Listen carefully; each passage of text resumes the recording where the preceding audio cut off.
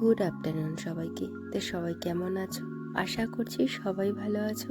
তো আজকে দুপুরে খুব সিম্পল খাওয়া দাওয়া নিয়ে বসে গেছি। ভাত, মুগের ডাল, তার সাথে ঝুড়ি ঝুড়ি আলু ভাজা, আর পোস্ত দিয়ে আলু ভাজাও ছিল, আর বেগুন ভাজা ছিল। এই যে মুগের ডালটা। তো আমার গলা শুনে বুঝতেই পারছো ওয়েদারের জন্য একটু ঠান্ডা লেগে গেছে।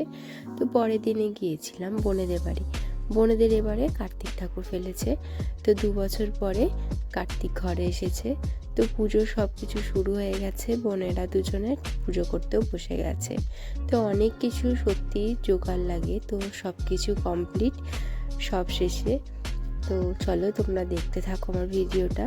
আর যদি আমার ভিডিও ভালো লেগে থাকে অবশ্যই একটা লাইক করে দিও, আর সাবস্ক্রাইবটা তো করতে ভুলোই না। আর যারা ঠাকুর ফেলেছিল তাদের হাতে কিন্তু ওইটা দিতে হয়, আর তারা পারমিশন দিলেই পুজোটা শুরু করা যায়।